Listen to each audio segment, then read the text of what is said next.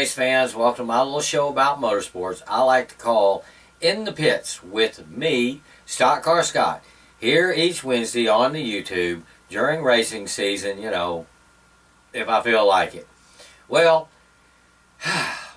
with it being Easter weekend, there was almost no racing on television to speak of, so I hope that you got out to your local racing facility to cheer on your local favorites on Saturday night. I know I did just that up at Evergreen Speedway, but I do get a little bit ahead of myself. There was, like I said, a little bit of racing on Friday. I got up early to watch F1 practice and slept right through it on the couch right over there on here in Race Central. The big news, though, was that Fernando Alonso, former F1 champ, will be attempting a run at the Indianapolis 500 in May instead of going to the Grand Prix of Monaco to race in the streets of Monte Carlo in an underpowered Honda. Jenson Button will get that honor, while Alonso challenges the Yard of Bricks. Now, Honda runs a little bit better there in IndyCar series, so hopefully he'll have a chance. Also, Friday I saw Kyle Benjamin win the K&N East Series 150 lap race from the pole at historic Greenville Pickens Speedway on an NBCSN replay. The next K&N East race will be this weekend at Bristol, and will be shown on NBCSN on April 27th. I do believe that's a Thursday. So, Friday night, I probably should have watched the Ken Griffey Jr. Love Fest down at Safeco Field, but instead I chose to watch the Sounders lose their away game. But the Mariners did look good against Texas. I saw a little bit at the end of that game, but it's a long season, folks. Saturday, I didn't have to get up early because there was no live F1 qualifying coverage, so I set the recorder and slept in. I was surprised to see when I did get up that the new Mercedes teammate to Lewis Hamilton finish Valtteri Bottas bumped the three-time champion to second. Sebastian Vettel, four-time champion, qualified his Ferrari in third next to his old Red Bull teammate Daniel Ricciardo there in fourth. Then later on Saturday, after catching up on a little laundry, I headed out to Evergreen Speedway in Monroe, Washington. You may ask why I mentioned that it's in Monroe, Washington, because someone asked me in the comments sections there in YouTube, where is Evergreen Speedway? So I went there for an entertaining evening of racing and visiting with many race fans and friends. One of the first folks that I saw that evening was Kenny Burns, who helped provide visuals of the 51st Apple Cup last week. Kenny has really become quite the local race fan over the several years that I've been acquainted with him since I've been up here in Seattle. I also saw Chad Fitzpatrick's mom, Rochelle, because she wanted to be sure that I got one of their new stickers.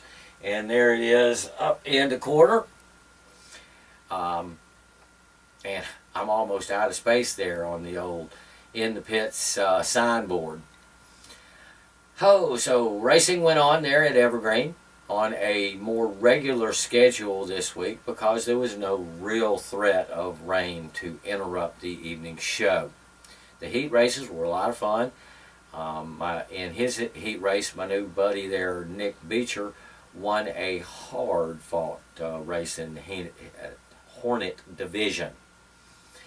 After a little visiting around and having an order of those yummy, yummy chili cheese fries, The main races started for the evening, and so I started recording. And even though all races matter, I didn't record all of the races to try to save battery time.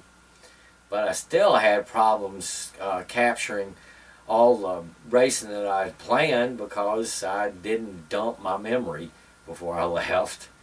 Anyway, after heats and opening ceremonies came the Youth Hornets main, won by Tyson Lang, the next generation of Langs to race there at Evergreen Speedway.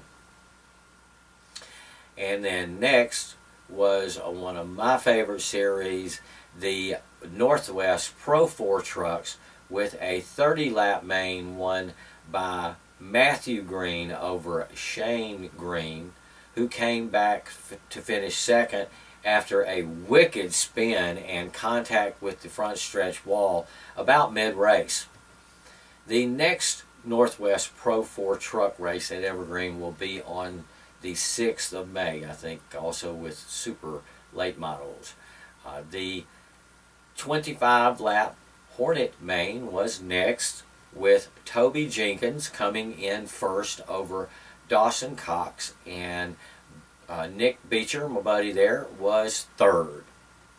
After the Hornets, I tried to run to the SS out to the Monte Carlo in the parking lot and get back before the mini stock started. Try to get me a little warmer dress there on, a little warmer attire, but I was unsuccessful in getting back in time, so I did miss a couple of laps of the mini stock main. The 20-lap main was won by Lane Sunhome, who was involved in the automotive pugilism on the front stretch the last time the mini stocks got together. Next to the last for the evening was the stock figure 8s main, which was won by Quentin Borelson, followed by the Easter egg, a 100-lap feature for the evening with an at least 20-car field for the second time this season. Not bad in the car count department there at Evergreen Speedway. Thank you to all the drivers and teams that showed up again for another really enjoyable race. Thank you very much. The race was won by Pastor Jeff Knight, which seemed kind of appropriate for the race before Easter. Former track champion Nama Lang raced hard for second place, followed by last year's super late model rookie of the year Trenton Moriarty in third. Fourth was 2017 rookie contender Chad Fitzpatrick, with Shane Harding having another decent finish in fifth. The crowd favorite Molly Helmuth had another 7th place finish, and Scott Burby finished 12th on the lead lap. And I don't know if there was anyone happier in the pits after finishing those 100 laps. On the other hand, I wish that Tim McDougall would have could get a little bit closer to finishing a race that I'm actually attending there. He repeated, unfortunately, his performance from last race with another 9 laps run before retiring and another 20th place finish. Just once I would like to see Tim not live up to his nickname of Terrible Tim. The next chance for a better super late model finish at Evergreen will be the 6th of May, like I said, with the Northwest Pro 4 trucks. After the races, I had a little bit more time to visit there. I saw Earl Bantug, who I thanked profusely for the lead that he gave me on NASCAR diecast in this area. You know, he said he dropped a bundle himself at the same place. I also got to see our tax accountant, I was really glad to see that Jana Helmuth was able to get away, considering this is like her busiest time of the season in her profession. A couple of folks that I was surprised to see in Monroe were the last two champions of my favorite local touring series, the West Coast Late Models. I saw 2016 champion Doug Poirier in the pits after the race, shooting the breeze with the Honey Badger. And then I saw, before I went to the pits, I saw 2015 champion Buck Knoll Jr. with his family up there in the grandstands. Now, Bucky told me that he was going to be ready to race Margaret this Saturday night at Yakima Speedway in the next 100-lap West Coast Late Model event. Unfortunately, the same cannot be said for Doug and his race car. He got crashed in the Apple Cup, and it won't be repaired in time for the next race, which is really going to hurt Doug's chances to defend his title, which is a dang shame. Anyway, while I was in the pits, I was also able to catch up with Tim McDougall and find out why his evening was so terrible. Seems his number 68 Toyota was an ill-handling beast that just wanted to wreck him. His brother in the number 93, Tommy Rasmussen, finished a little better there in 17th. And we had a chance to talk about his rock radio sponsorship and how maybe they should do some sort of cross-promotion with him. I made a point of listening to them on the way up to the track, and I never heard them mention him or that he was racing at all that night. Anyway, I also got to meet Tim and Tommy's mom, Kathy, who I now understand is a big fan of In the Pits with me, StockCar Scott. So here's a big shout out to my fan, Pit Mom, Kathy McDougall. I also saw the big winner for the evening, Pastor Jeff Knight, in the pits and promised a shout out. So congratulations on your big win, Jeff. I'm just sorry that I missed the big pass there on Nema that you made with my camera malfunction, but maybe next time. It was also nice to see Chad Fitzpatrick and Scott Burby after the race. They both had big smiles on their faces and cars that did not need to have repairs.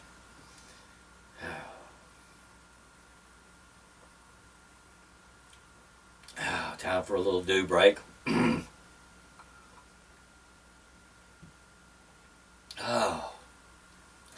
Also, this past weekend, South Sound Speedway had the super late models, their super late models also, and along with that, they had Legends, Hobby Stocks, and Wing sprint cars.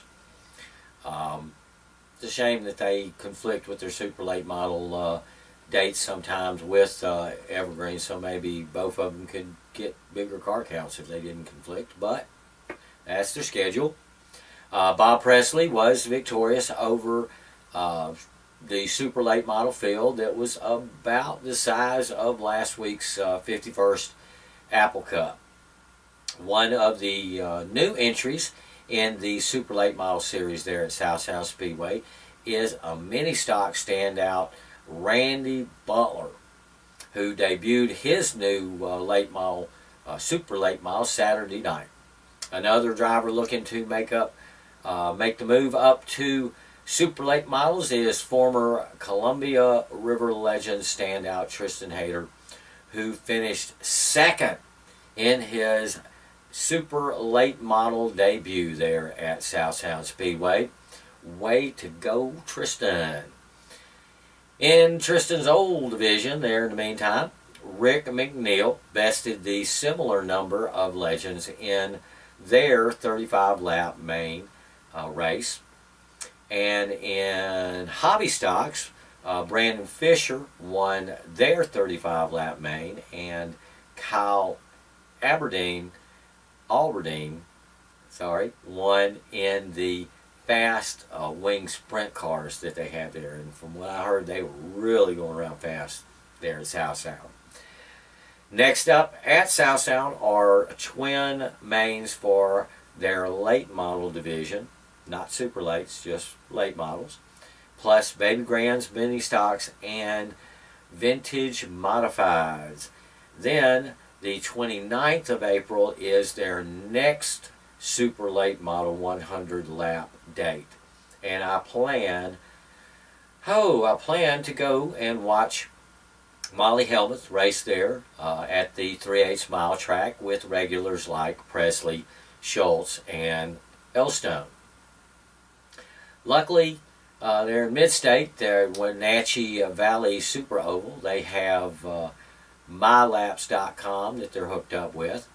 I did get some scattered results popping up on my Facebook news feed, but no one put anything from Wenatchee Valley Super Oval on my In the Pits page. So from what I could deduce, Trevor Flora used to race for my favorite series there. Trevor Flora won the Thunder Car A Main. Jacob McGraw won the Roadrunner A Main. Casey Garber won the Northwest Mini Stocks 50 lap main.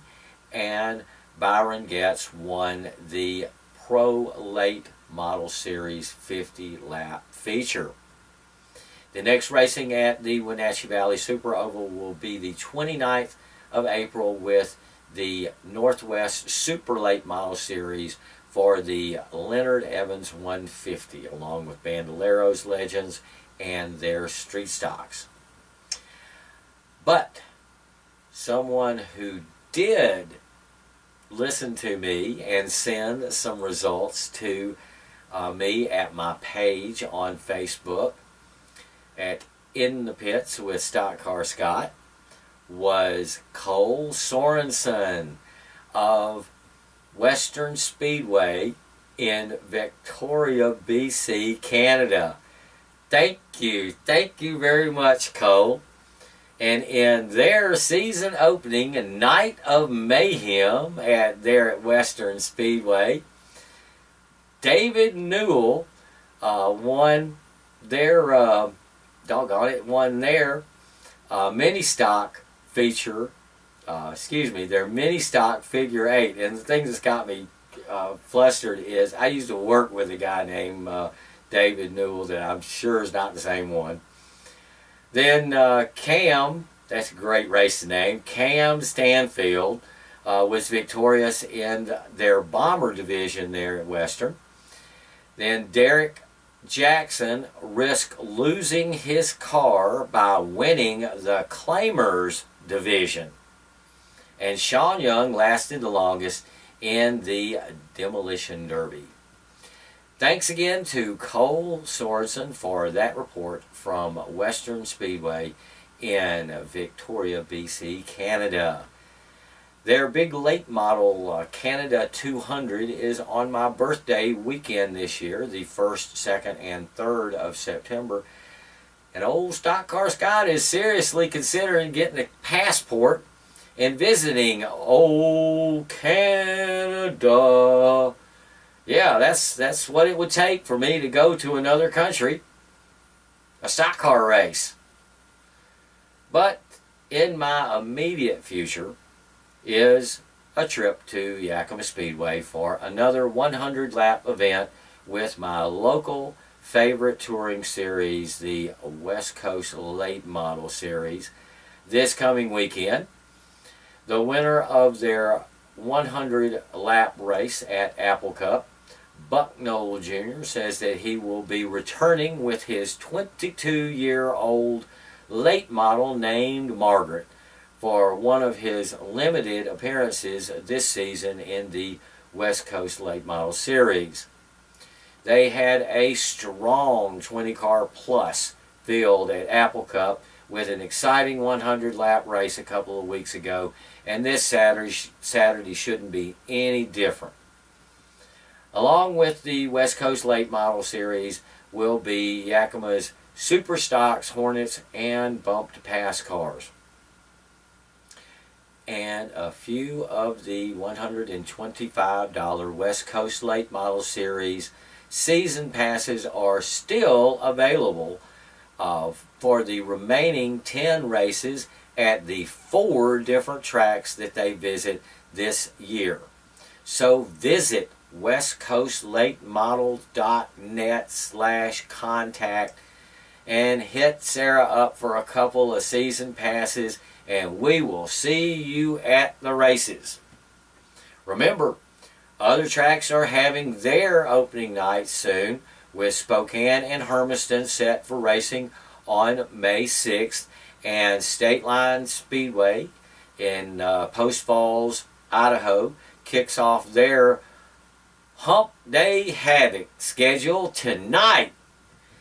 Then, this Saturday, State Line has late models, hobby stocks, legends, and bandoleros on their quarter-mile oval. With all the local racing to talk about, I almost forgot about the only live racing on television this past weekend, the Grand Prix of Bahrain. And it came on at 7:30 Sunday morning here in the Wild Weird Northwest. It was a very entertaining race of strategies with a little bit of wheel-to-wheel racing thrown in there between pole sitter Valtteri Bottas and eventual race winner Sebastian Vettel.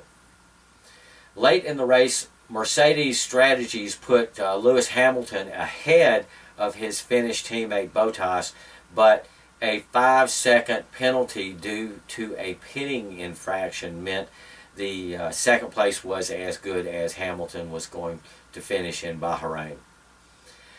The win puts Sebastian Vettel in the driver's points lead, with the next Grand Prix in Sochi, Russia on the Black Sea at the end of April. Oh, while this coming weekend on TV, it's Bristol, baby, for NASCAR. Early enough Saturday here in the Northwest to leave lots of time to go see some local racing that evening. I'll be at Yakima with the West Coast Late Models, but I'm sure that I will see that Bristol Xfinity race probably from my recorder on Sunday night. But Sunday's race is on Channel 5, local NBC channel there, so I want to be right here in Race Central to take advantage of the 5-second delay that I get when I'm recording the race. Plus, Bristol is one of the very best races of the NASCAR season. I read an article here recently, and I had to agree with the author about the 1.5 mile cookie cutter type tracks there, and his idea was to repurpose them into much shorter tracks there to give fans the type of racing NASCAR was built on. The article's author thought that Chicagoland, because of its close proximity to a destination city there, would be a good choice. I just say more short tracks. Do we just need more short tracks? Yeah, cars go fast on 1.5 mile tracks, but racing isn't just about speed, folks. Sometimes the fastest car isn't the one that gets to the checkers first. So hopefully an owner of a 1.5 mile track like Chicagoland will see the wisdom of this train of thought and bend the grandstands around a track half the size of a cookie cutter oval and create a boatload more area to park or to camp or to sell merchandise there, right there on site. And then if it's Chicagoland, give a cup date the weekend before or after Chicagoland to Newton, Iowa, to create a Midwest short track mini season. A man can dream. I got a right to dream. I know it won't happen because the folks that run NASCAR seem to really be in love with those 1.5-mile tracks. Though they could get as many or more fans around the short track than they ever will be able to on just one side of one of those cookie cutter tracks. Something to think about. That's just one fan's opinion, y'all. Okay, I blathered on long enough for this week. Lots of short track action planned for this coming weekend at Yakima and Bristol, baby. So watch some of the fun and then check back in with me here on my little show about motorsports I like to call In the Pits with me, StockCar Scott, on the YouTube each Wednesday during racing season. Same StockCar time, same StockCar channel, when I feel like it. Now, go see some racing.